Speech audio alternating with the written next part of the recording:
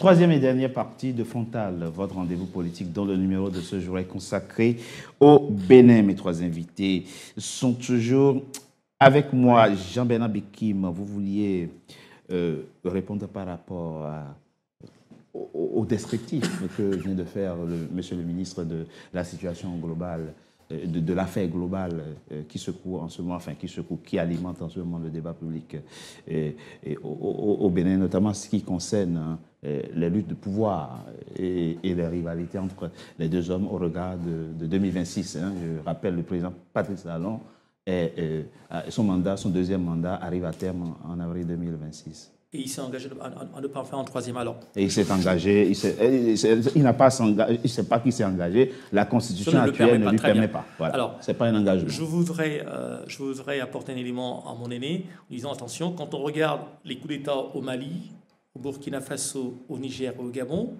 il n'y a pas de char. Hein. Il y a un patron de la garde présidentielle qui prépare les équipes à laisser passer, à neutraliser en douceur le président, à le mettre de côté et derrière négocier avec les principaux chefs des corps. Donc ce qui s'est passé au Mali, au Burkina, au Niger ou au Gabon, je dirais, je me mettrais un peu à la place du secrétaire général de la présidence. Qu'est-ce que c'est un secrétaire général de la présidence?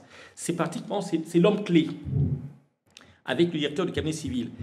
Ils sont à l'écoute de tout ce qui se passe, y compris les histoires de cul, les histoires dans les bars, les boîtes, ainsi de suite. Oui. Et aujourd'hui, comme l'a dit Karine, dans le jeu de domino, le prochain pays qui aurait dû tomber, c'était le Bénin. Et donc, par tous les moyens, il faut lutter pour que ça ne se produise pas. Par tous les moyens. Donc, nous sommes là dans un cas d'une action préventive. D'accord. Qui est justifié par la flagrance. Maintenant, Omeki doit pouvoir justifier qu'on ne l'a pas pris avec l'argent et le commandant. Donc c'est la parole d'Omeki contre celle du commandant de la garde conseillère. Donc qui est-ce que le juge va écouter? Qui est-ce que le juge va écouter? C'est la bonne question. Karine Oriot, très rapidement.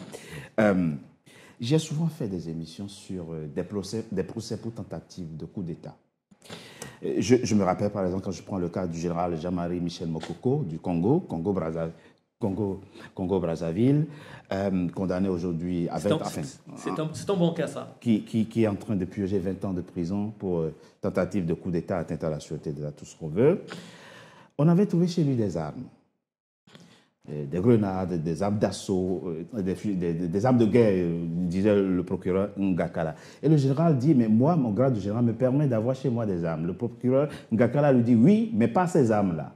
Et puis, à côté, il y a des échos téléphoniques, il y a des enregistrements. Et puis, il y a cette fameuse vidéo où on le voit s'entraîner à prononcer un discours quand il aura pris le pouvoir par les armes.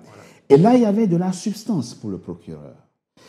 Dans le cas Bokor, quels sont, selon vous, les éléments matériels qui pourraient motiver une condamnation d'Olivier Bokor? Nous n'avons là que 1,5 milliard qui aurait été retrouvé chez son complice, entre guillemets.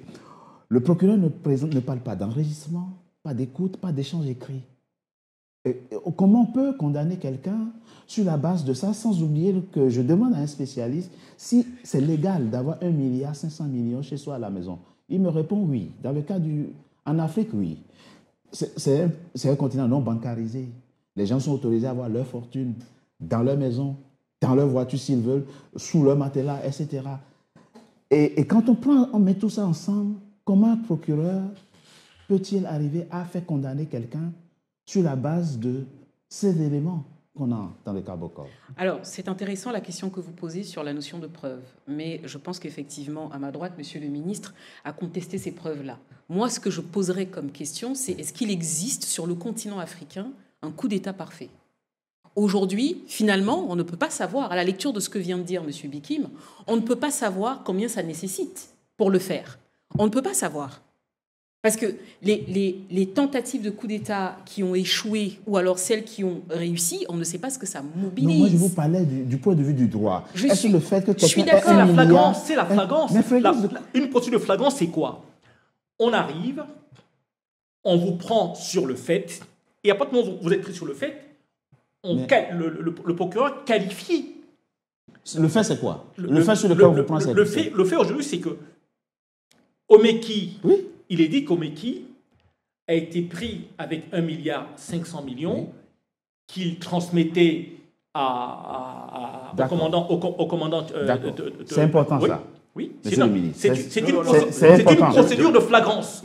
C'est une procédure flagrance. C'est important ce qu'il dit, c'est très très important. Oui. Et il faut que je corrige quelque chose dans ce que je dis, enfin que j'ajoute, parce que c'est une procédure de flagrance. Il dit qu'on peut avoir 1 milliard chez soi, il dit à condition que vous justifiez l'origine.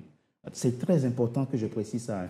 Ce n'est pas avoir comme ça de l'argent chez soi, non. Vous pouvez avoir 1 milliard, 2 milliards, 10 milliards si vous voulez chez vous, mais vous devez pouvoir, en cas de contrôle, dire d'où vient l'argent. Mais là, l'élément qu'il évoque est très important. Il dit, on l'a pris sur le fait, il voulait transférer l'argent à quelqu'un. Merci beaucoup. Alors, le professeur a dit quelque chose d'intéressant tout à l'heure, parlant des coups d'État dans la sous-région. Il a cité quelques exemples. Oui. Et là, mais en réalité, il met de l'eau. Il apporte de l'eau à mon moulin. Parce que il est le commandant de la garde présidentielle.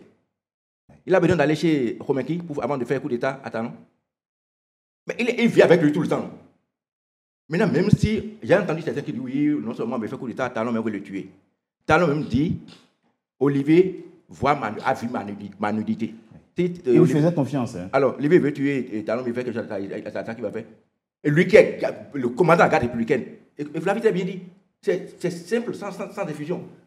Monsieur, c'est fini, on lui met la méthode.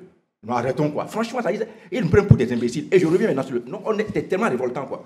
Le commandant de la garde républicaine, qui assure la sécurité du président, qui voit tous les jours, n'est pas allé chez lui. Donc, si on me disait même que le commandant était allé chez le président, et il y avait des militaires derrière lui, tout ça là. Il n'y a rien, même d'abord. Il parlait de Romeki, hein. Il ne parlait pas de la garde. Non, il parlait d'Olivier Bokoy et de Romeki. Mais non, on n'a pas trouvé Olivier chez Omeki.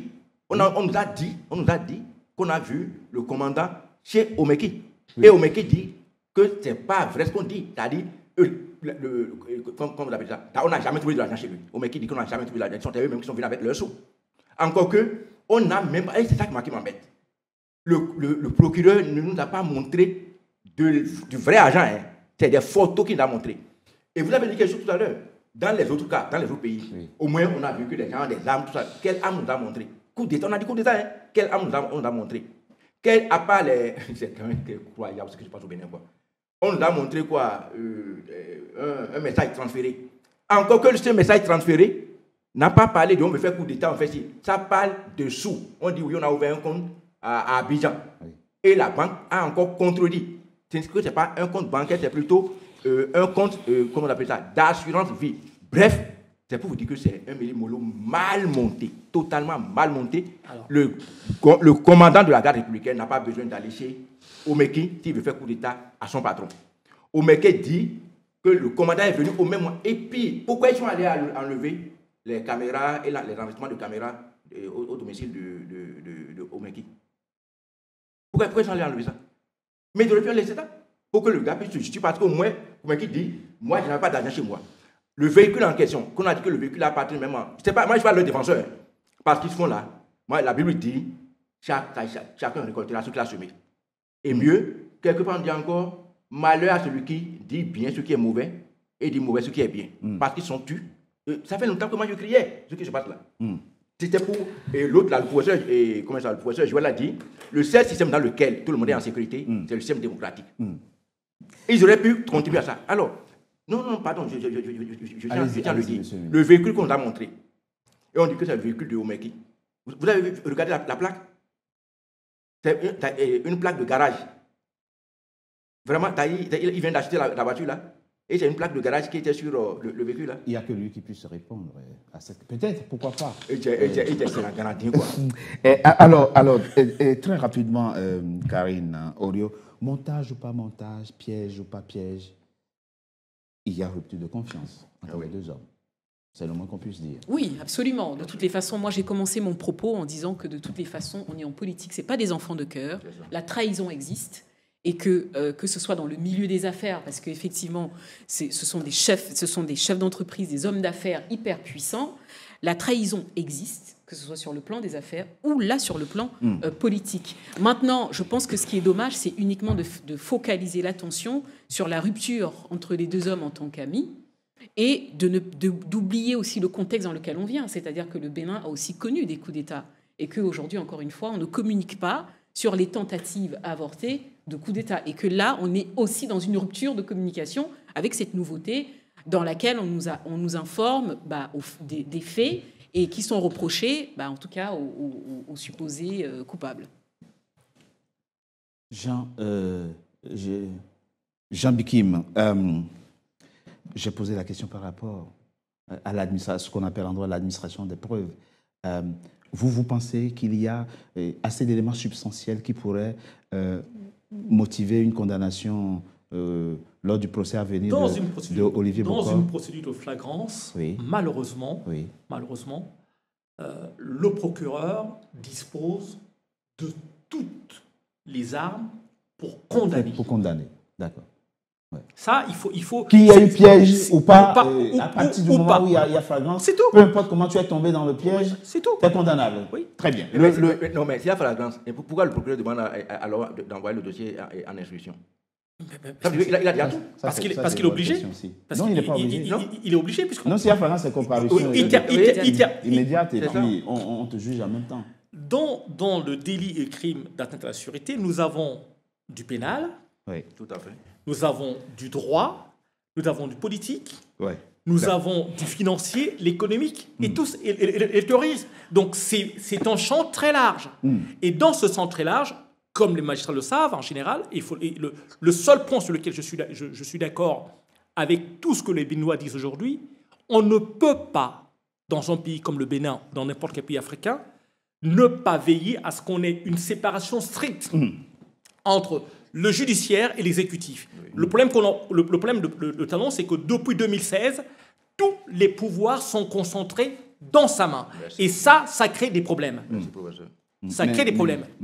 N'empêche que vous admirez sa gouvernance, comme vous me l'avez dit. Dans libéral. Quand je vous invite à cette émission. Je le dis, je le dis. Mais vous avez le droit. Hein, nous avons combattu Talon. Et on s'est dit, attention, nous sommes des chercheurs, il faut qu'on regarde sur quoi se fonde-t-il pour mener sa politique. Votre titan que vous voulez dire. Voilà. Et on s'est aperçu qu'en réalité, Talon a exploité intelligemment les insuffisances de la Constitution et a habilement... Mais là aussi, c'est discutable. Et habilement... Je ne vous ai pas coupé. Je termine. Et habilement, il a construit un cadre juridique sur les lois ordinaires pour déployer ses orientations. Ça peut être, d'un point de vue moral et éthique, c'est contestable par rapport au mal des ancêtres. Ça, c'est vrai. Mais il y a de l'intelligence politique. Mais d'un point de vue... Effectivement. D'un point de vue juridique, on ne peut pas demander à un ultralibéral de penser comme un socialiste, comme un marxiste, c'est pas possible. On est totalement d'accord. Monsieur le ministre, alors vous vouliez... Non, en fait, on a d'accord. Il faut dire tout à l'heure que le Bénin est un état de droit, tout ça là, je vais dire plutôt, lui-même a répondu finalement, le Bénin est devenu un état de loi et non un état de droit. C'est-à-dire, depuis que Talon est venu, on a quitté complètement le droit. Et les exemples sont légion. Vous voyez. Alors, vous voulez me poser des questions? Oui, monsieur le ministre. Si on s'en tient aujourd'hui au code électoral et à la Constitution, le deuxième mandat du président Patrice Talon arrive à terme en avril 2026. Oui. Dans le contexte actuel, y a-t-il encore une quelconque possibilité pour le président Patrice Talon de faire réviser la Constitution en vue d'un troisième mandat? Vous qui avez été parlementaire, qui connaissez très bien le jeu politique béninois, la configuration actuelle de l'Assemblée nationale du Bénin offre-t-elle la possibilité, une quelconque possibilité d'avoir des députés susceptibles de porter une révision constitutionnelle au profit du président Patrice Talon? Merci beaucoup. C'est un sujet que j'avais déjà traité dans plusieurs vidéos, traitant du code électoral qui est là. Oui. Je vais dire rapidement, mais je ne sais pas si on est en train d'aller vers la fin. Il y a quelque chose que je tenais à dire rapidement. Allez-y. Vous savez, nous avons appris que le DAF de Nieri, c'est le beau-frère de Olivier, a été arrêté. Et après, on dit qu'il a été relâché. Ça vous a dit quelque chose? Le beau-frère de l'homme d'affaires de Nieri, qui qui est l'homme présent. d'affaires, qui est le Oui. beau-frère de Olivier, qui a été arrêté. Et après, on dit, bon, il a été relâché, tout ça. Faites quel lien? Le lien que je voulais faire est simple. Je vous dis, ce dossier-là, c'est un dossier... Bon, maintenant, si Omeki se tait, si Olivier se tait, ça fait leur problème. Parce que c'est des gens qui sont au courant de toute la mafia qui est au pouvoir depuis un moment. Et ils ont assez à dire. Vous êtes dur. Mais c'est une mafia qui est au pouvoir au Bénin. En France, vous tapez ça au pouvoir. C'est une mafia. Et quand même... le code électoral... J'en viens. Vous savez, ils ont arrêté le DAF. Mais ils l'ont laissé. Pourquoi ils l'ont laissé? Quand le DAF a commencé par faire des déballages, parce qu'on dit bon, qu'il aurait fait un chèque de 500 millions et tout ça là. Mais le gars commence par faire des déballages. Il dit, mais il est comptable. Oui. Son patron lui donne l'instruction, il a une co-signature. Mais lui, il sort plus que ça. Mais il y a des comptes où il reçoit même des sous pour des prestations qu'il n'a même pas exécutées. C'est une mafia. Et Talon, mais c'est l'autre. Olivier était son garçon, non? Ils savent tous les sous, les faux sous, tout de blanchiment d'argent, comment ils le font. Donc, il dit, des fois, tout l'argent tombe sur les comptes pour des prestations qu'ils n'ont pas réalisées. Et après, on dit, bon, appelle tel parti, donne ceci. Appelle tel parti, donne ceci. Appelle tel parti, donc, si ceux-là, ils se taisent, ils seront zigouillés. Je reviens maintenant sur le code électoral. Le code électoral que nous avons là. J'ai fait une démonstration parce qu'il y a des dates qui ont été proposées. C'est-à-dire, on fait les communales et les législatives en janvier 2026. Et ceux qui sont candidats à la présidentielle vont déposer leur dossier 180 jours, 30 fois 6, c'est bien ça, hein? Oui. 180 jours avant. Les députés vont déposer une cinquantaine de jours avant. Et j'avais démontré pour expliquer pourquoi ils ont fait ça. Parce que les parrains des candidats à l'élection présidentielle, ce sont les maires, ce sont les députés. Ils vont délivrer leur parrainage. Parce que ceux qui sont candidats à l'élection présidentielle, qui ne vient qu'en avril, bien en mars, Oui. déposent leur dossier avant les candidats aux élections législatives communales qui ont lieu en janvier. C'est fait exprès parce que lorsqu'ils auraient délivré leur parrainage, Talon a dit à la liste. Ceux qui vont donner du parrainage à un candidat autre que celui que lui aurait choisi, on vous sort de la liste. Donc vous ne serez pas candidat. Si on n'arrive pas à le faire, on vous envoie histoire de quitus fiscal, parce que c'est le directeur qui a dit devant la Cour constitutionnelle que les institutions viennent d'en haut. Donc, on trouve une question. Même dans le camp de l'opposition, hein, quitus fiscal, on nettoie tout. C'est quoi le but de la manœuvre? Non, je viens, je vais le démontrer. Quand il aura fait ça, parce que le président ne passera service qu'à lorsque un nouveau président aura été élu, bien sûr. Et l'installation, c'est en mai. Oui. D'accord? Donc, lorsqu'on aura installé les nouveaux députés élus en 2026, les nouveaux maires élus en 2026, Talon aura fait encore 45 jours avant de partir. Ces nouveaux maires, ces nouveaux députés, étant les députés qu'il a choisis, il pourra réviser encore la Constitution. En 2026? Bien sûr. Quel mois? C'est ça que je vous dis, non? Puis les députés sont installés, après leur installation, lui va partir encore 45 jours. M. Talon va partir en mai. Dans l'intervalle des 45 jours-là, étant donné que les députés qui seront élus, c'est lui qui contrôle complètement l'Assemblée. On dit d'avoir encore une Assemblée monocolore ou une Assemblée avec quelques députés de l'opposition qui n'auront même pas la capacité de bloquer, ils n'auront pas le minimum de blocage de la révision constitutionnelle. Mais vous savez que dans le cadre de la CEDEAO, vous n'avez pas le droit de modifier la Constitution à moins de 6 mois de la présidentielle. Hein? Qu'est-ce que vous appelez CEDEAO? Mais les CEDEAO qui vient chez nous là pour dire qu'on a tué les gens en 2019. La CEDEAO dit que les élections sont bien passées. On a tué les gens en 2021. Vous savez que la Cour africaine des droits de l'homme, en 2020, a dit qu'on ne doit même pas utiliser la Constitution révisée de 2019 là. C'est ça. Pourtant, on n'a pas changé ça. On a utilisé la Constitution, on a utilisé le Code. Mais je suis encore allé trop loin. En 2020, vous parlez de révision. Et monsieur Dobré, vous êtes sérieux vraiment là? En 2020, professeur, en pleine installation des maires et des conseils locaux, on est retourné à l'Assemblée nationale pour réviser le code électoral. Chez moi au Bénin, là, les maires ne sont plus désignés par leur père. C'est le président et le président du parti qui nomment. Et vous parlez de 6 mois. On a démarré l'installation des maires. Et la charte de la démocratie dans le cadre de la CEDEAO interdit toute révision. Mais je vous donne un élément factuel. Oui, je dis en 2020, On a démarré l'installation. Il y a des maires, donc on a 2 maires au Bénin. Il y a des maires qui ont été installés sur la base de ce qui existait, mais il y a des maires qui sont nommés. Merci. Donc celui qui a été capable de suspendre le processus pour aller réviser, le code électoral, ne me dites pas qu'il ne peut pas faire une révision dans l'espace de 45 60 ans. Merci. Il le fera. Merci, monsieur le Donc, ministre. ce qui a fait, moi j'appelle les Béninois, ceux qui sont en train d'avoir les yeux rivés sur les élections pour dire élections là, on doit le forcer. Il a 2 mandats à faire, il fait 2 mandats, il s'en va. S'il veut se manger, il veut manger Olivier, il veut manger, comment il s'appelle ça? Romeki, mais que non. Voilà encore ce qu'on dit là. Faisons attention. Faisons tout pour que le droit règne. Merci. Quenom, c'est lui qui est venu défendre la je rappelle, monsieur Quenom, c'est l'ancien ministre de la Justice. C'est lui qui est venu défendre la loi sur la criette. De la Justice. Pour la loi, c'est lui qui a signé. C'est lui, moi ancien ministre, on a inventé un dossier, on devait m'envoyer devant la Haute Cour de justice. Mais c'est ce Quenom-là qui a détourné la procédure pour envoyer devant la criette. Aujourd'hui, il est en train de courir. Il est en France ici avec moi maintenant. Il va déposer bientôt sa demande d'asile. Mais qui va accepter ça? Merci. Faisons du bien.